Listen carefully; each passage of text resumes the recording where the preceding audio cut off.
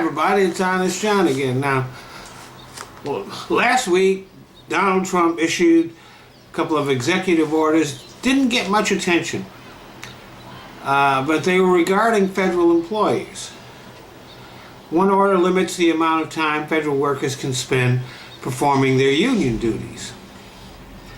And also, the government is now going to be charging the unions rent for using space in federal buildings. He also ordered the government to be more aggressive in negotiating contracts with unions. And another executive order makes it easier to fire employees.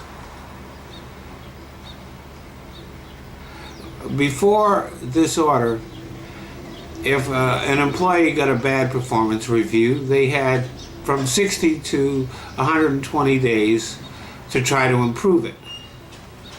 Trump lowered that to 30 days. So this is just an example of Trump's hostility to workers. And Trump has always been hostile to workers. He has a long record of screwing over workers. One of the reasons why Trump hired so many undocumented workers to work for him is because he could get away with not paying them. Most important, sometime this month there's going to be a case decided which will severely weaken public employees' unions. Basically, the entire federal workforce is going to be become a right-to-work thing. There'll be no union requirement. Now, this has been a goal of the Republican Party for a long time, to weaken unions. Go back to Ronald Reagan, when it all started. And if you are willing to look it up, you can find charts that show that the rise in income inequality corresponds exactly with the weakening of unions. The less workers that work for unions, the less money they get, and the more money goes to the owners, to the rich.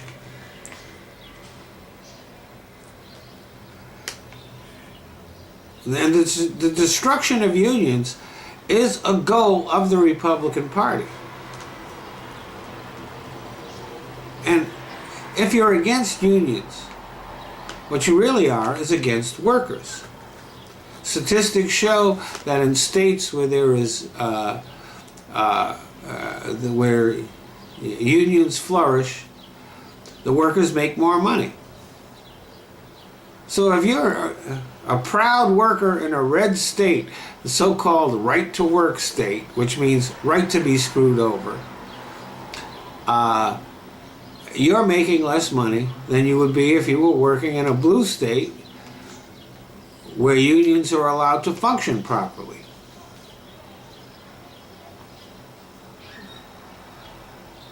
Now, here's the thing. People have been complaining for years about declining wages, stagnant wages. And they blame immigrants, or they blame trade deals.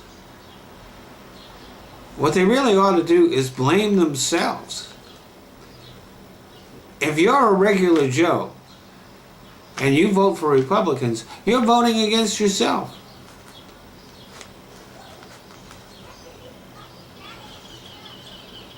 So you can complain all you want about low wages. That's not going to change until you smarten up and start kicking out the Republicans. And the Democrats may not be perfect, but they support unions. And if the Democrats were to take over the government again, the union movement would be a lot stronger. As it is, we've got the Republicans controlling everything, including the Supreme Court. And there's an all-out assault on unions, which means there's an all-out assault on workers.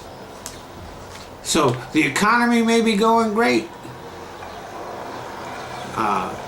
Unemployment is at an all-time low, although that wasn't Trump that did that, that was Obama that did that. The economy was heading in this direction well before Trump got into office, so don't give Trump any credit for that. Let me tell you, despite all that economic good news, your wages aren't going to go up because you're stupid and you vote Republican. Thanks for listening. Hey, thanks for watching my videos.